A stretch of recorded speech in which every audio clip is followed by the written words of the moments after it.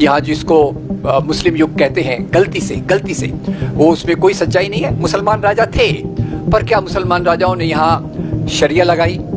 क्या मुसलमान राजाओं ने हिंदुओं पर उस प्रकार के शरिया या दूसरे कोई चीजें लगाई? नहीं थी। और ये छत्रपति शिवाजी महाराज और महाराणा प्रताप को राष्ट्रवादी के रूप में प्रस्तुत किया जाता है। हल्दी घाटी के मैदान में एक तरफ है अकबर की सेना, एक तरफ है राणा प्रताप की सेना।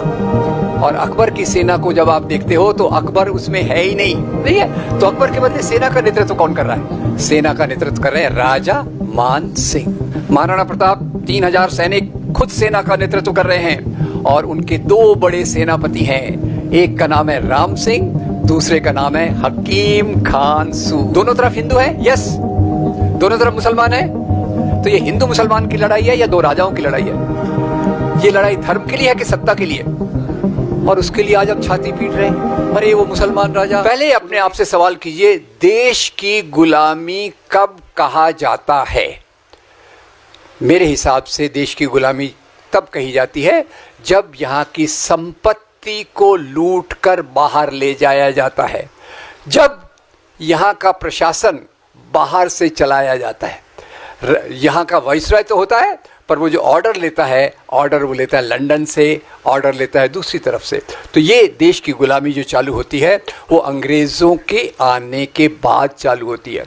और दूसरा ये भी याद रखिए, यहाँ जिसको मुस्लिम युग कहते हैं, गलती से वो, उसमें कोई सच्चाई नहीं है। मुसलमान राजा थे, पर क्या मुसलमान राजाओं ने यहाँ शरिया लगाई?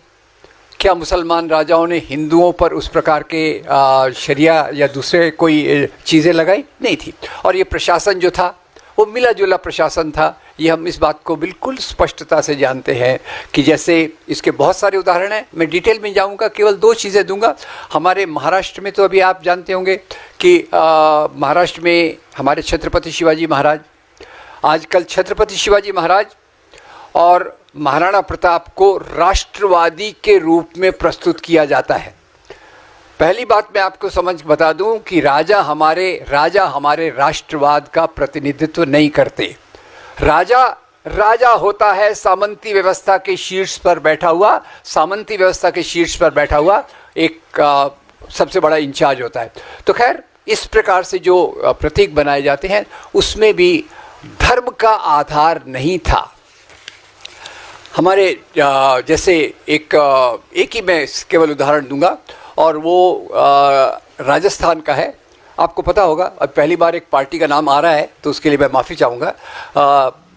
राजस्थान में एक बार एक सरकार आई तो उसके शिक्षा मंत्री ने कहा, ये हमारी किताबों में क्या लिखा है, हल्दी घाटी की लड़ाई में अकबर जीत गए, महाराणा प्रताप हार गए।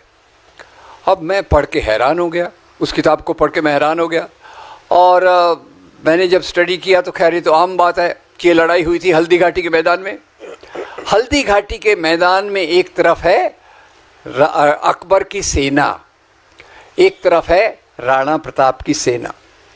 और अकबर की सेना को जब आप देखते हो तो अकबर उसमें है ही नहीं, अकबर इज एब्सेंट। उनको पूछने वाला कौन है, भाई तुम ड्यूटी पे हो कि नहीं? राजा को कोई पूछ नहीं सकता, अकबर नहीं है। तो अकबर के बदले सेना का नेतृत्व कौन कर रहा है?